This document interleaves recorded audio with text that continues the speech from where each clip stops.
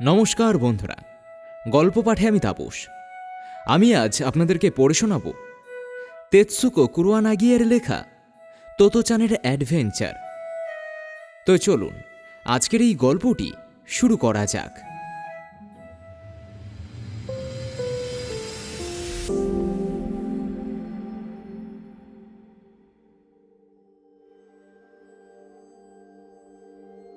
স্কুলের হলঘরে তাঁবু খাটানোর দুদিন পরে ঘটনাটা ঘটেছিল। সেদিন তোতোচান ইয়াসুয়াকি চানকে ওর গাছে ওঠার নিমন্ত্রণ জানিয়েছিল। সে কথা দুজনের মা বাবা কেউই জানতেন না। তোমাইতে সবার একটা করে গাছ ছিল, মানে স্কুল চত্বরে যে গাছগুলো ছিল ছেলেমেয়েরা প্রত্যেকে তার একটা করে দখল করে নিয়েছিল। সবাই যে যার নিজের গাছে চড়ত। তোতোচানের গাছটা ছিল বেড়ার কাছে। যে রাস্তাটা কুহন বুৎসুর দিকে চলে গেছে ঠিক তার ধারে। বেশ বড় একটা গাছ। গাছের গাটা পিছল, কিন্তু তুমি যদি একটু কায়দা করে একবার উঠে পড়তে পারো তাহলে দেখবে মাটি থেকে 6 ফুট উঁচুতে একটা ডাল এমনভাবে ভাগ হয়ে গেছে যে তার উপরে চললে বেশ একটা দড়ির দোলনায় চেপেছি বলে মনে হবে। সেখানে উঠে তোতোচান প্রায় টিফিনের সময় বা ছুটির পরে নিচের লোকজন আর উপরের আকাশটাকে দেখত। ছেলেমেয়েরা মনে করত গাছগুলো তাদের নিজেদের সম্পত্তি। ফলে কেউ যদি আর কারো গাছে চড়তে চাইত তাহলে তাকে গিয়ে বিনতিভাবে বলতে হতো, আমি কি একটু ভিতরে আসতে পারি? ইয়াসুয়াকি চানের পোলিওর জন্য পায়ে অসুবিধে ছিল বলে ওর কোনো নিজস্ব গাছ ছিল না। সেই জন্য তোতোচান ওকে ওর গাছে নেমন্তন্ন করেছিল। এই কথাটা অবশ্য ওরা আর কাউকে বলেনি, কারণ শুনলেই সবাই খুব ঝামেলা করবে, তা ওরা জানত। বাড়ি থেকে বেরোনোর সময় তোতোচান মাকে বলেছিল ডেনেঞ্জফুতে ইয়াসুয়াকি চানের বাড়িতে যাচ্ছে। মিছে কথা বলেছিল বলে ও মায়ের মুখের দিকে তাকাতে পারছিল না, তাই ও জুতোর ফিতের দিকে তাকিয়েছিল।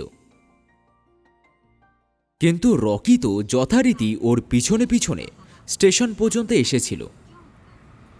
তখন ট্রেনে চাপার আগে তোতোচান রকিকে সত্যি কথাটা বলে দিয়েছিল, দেখ, আমি স্কুলে যাচ্ছি ইয়াসুয়াকি চানকে আমার গাছে চড়ার নেমন্তন্ন করেছি বলে। গলায় টিকিটটা ঝুলিয়ে তোতোচান স্কুলে গিয়ে দেখল ইয়াসুয়াকি চান ফুল গাছগুলোর পাশে দাঁড়িয়ে আছে। এমনিতে কেউ কোথাও নেই, গ্রীষ্মের ছুটি চলছিল তো তাই। ইয়াসুয়াকি চান তোতোচানের থেকে বয়সে সামান্যই বড় ছিল, কিন্তু ওর কথা শুনে মনে হতো ও বুঝি অনেকটা বড়। তোতোচানকে দেখা মাত্র ইয়াসুয়াকি চান তাড়াহুড়ো করে পাটা টেনে টেনে হাত দুটো সামনে বাড়িয়ে দিয়ে এগিয়ে এলো। ওরা যে লুকিয়ে লুকিয়ে কিছু একটা করতে চলেছে এটা ভাবতেই তোতোচানের খুব হাসি পেল। ইয়াসুয়াকি চানও হি হি করে হাসতে থাকল। ইয়াসুয়াকি চানকে নিয়ে তোতোচান ওর গাছের দিকে এগিয়ে গেল। তারপর ছুট দিল দারোয়ানের ঘর থেকে একটা মই নিয়ে আসবার জন্য। এরকমই ও ভেবে রেখেছিল গত রাত থেকে। মইটা নিয়ে এসে ও গাছের গায়ে এমনভাবে ঠেকিয়ে রাখল যাতে মইয়ের মাথাটা সেই ভাগ হওয়া ডালটাকে ছুঁতে পারে। এবার নিজে তরতর করে উঠে গিয়ে মইয়ের মাথাটা দুহাত দিয়ে ধরে রেখে ইয়াসুয়াকি চানকে বলে উঠল, এবারে চলে এসো, তুমি ওঠার চেষ্টা করো। ইয়াসুয়াকি চানের হাতে পায়ে এতই কমজোর ছিল যে মইয়ের প্রথম ধাপটাও বিনা সাহায্যে ওঠা ওর পক্ষে সম্ভব ছিল না। তোতোচান পিছন ফিরে নেমে এলো। এসে ইয়াসুয়াকি চানকে নিচ থেকে ঠেলে তুলে দেওয়ার চেষ্টা করতে লাগল, কিন্তু বেচারা তো নিজেই ছোটোখাটো, রোগা একটা মানুষ, ও কি অত শত পারে? মইটাকে সোজা করে রাখা যাচ্ছিল না। ইয়াসুয়াকি চানকে তো দূরের কথা। ইয়াসুয়াকি চান মইয়ের প্রথম ধাপ থেকে পা নামিয়ে চুপটি করে মাথা নিচু করে দাঁড়িয়ে রইল। এবং এই প্রথম তোতো-চান বুঝতে পারল যে কাজটা যতটা সহজ মনে করেছিল ততটা সহজ হবে না। এখন তাহলে কি করবে ও? ইয়াসুয়াকি চান ওর গাছে চড়বে, এটাই ছিল ওর ইচ্ছে। আর ইয়াসুয়াকি চানও তাই আশা করেছিল। তোতো-চান ঘুরে গিয়ে ইয়াসুয়াকি চানের মুখোমুখি দাঁড়ালো। বেচারা এত মনমরা হয়ে গিয়েছিল যে তোতো-চান গলা ফুলিয়ে চোখ পিটপিট করে একটা মজার মুখভঙ্গি করে ওকে হাসানোর চেষ্টা করতে লাগল। তারপর বলল, দাঁড়াও, একটা জিনিস করা যাক। দারোয়ানের ঘরে ছুটে গিয়ে ও একটার পর একটা জিনিস টেনে বের করতে লাগল, কাজে লাগানোর জন্য, কিছু পাই কিনা দেখার জন্য। শেষ পর্যন্ত একটা বাড়ির সিঁড়ি মতন মই পেয়ে গেল। ওটা এমনিতেই সোজা হয়ে থাকে, কাউকে ধরে থাকতে হয় না। ওই সিঁড়ি মইটা ও টেনে নিয়ে এলো গাছের গোড়ায়। নিজের গায়ের জোরে ও নিজেই অবাক হয়ে যাচ্ছিল। মইটা সেই দুবাগ হওয়া ডালটাকে প্রায় ছুঁতে পারছিল। বেশ বিজ্ঞ বিজ্ঞ ভাব করে ও ইয়াসুয়াকি চানকে বলল, এবার আর ভয় নেই, এটা লকলক করবে না। ইয়াসুয়াকি চান ভয়ে ভয়ে একবার সিঁড়ি মইটার দিকে তাকালো, একবার তোতো-চানের দিকে। তোতো-চানের সারা শরীর ঘামে ভিজে গিয়েছিল। ইয়াসুয়াকি চান নিজেও খুব ঘামছিল। ও গাছটার দিকে তাকালো, তারপর মনে মনে খুব শক্ত হয়ে ওর প্রথম পা রাখল সিঁড়ির প্রথম ধাপে।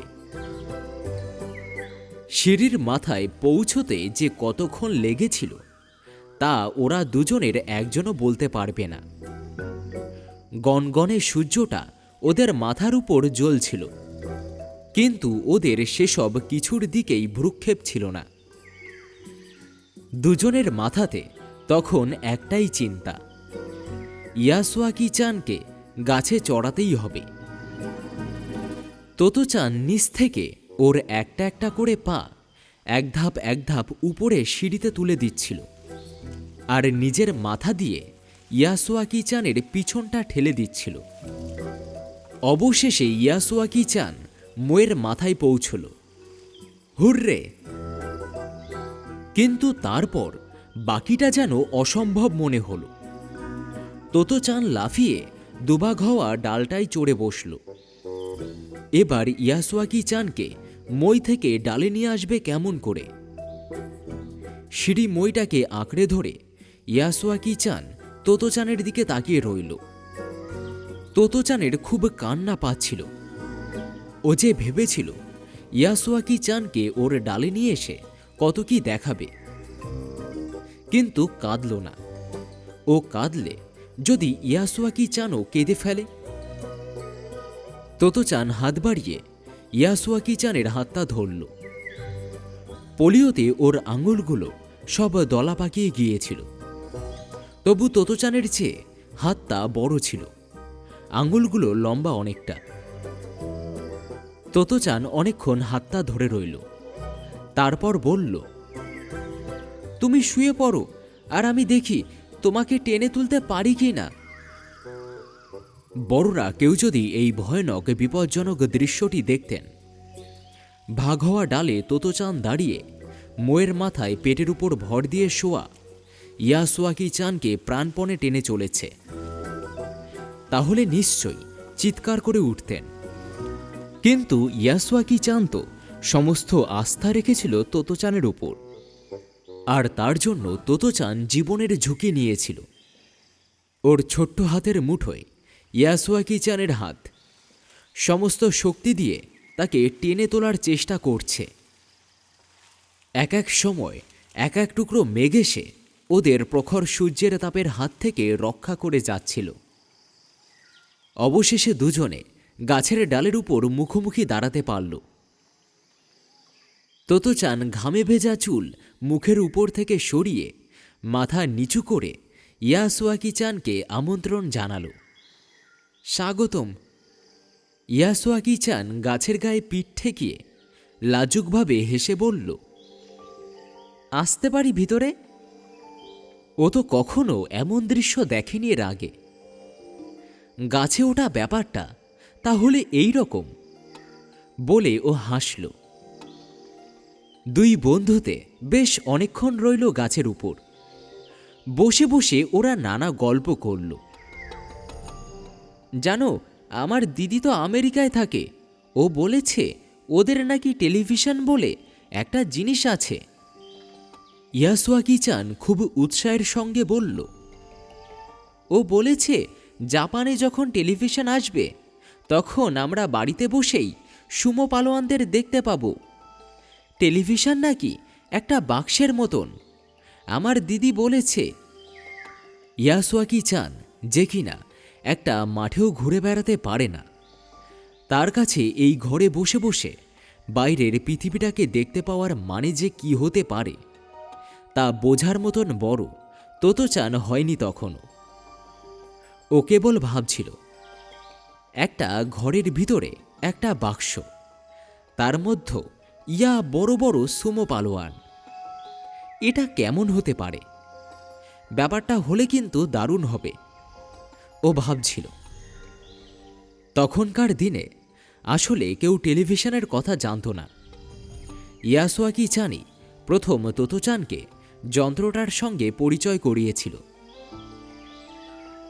দূরে পাখির গান শোনা যাচ্ছিল, আর গাছের ডালে বসে দুটি শিশু পরম আনন্দে গল্প করছিল।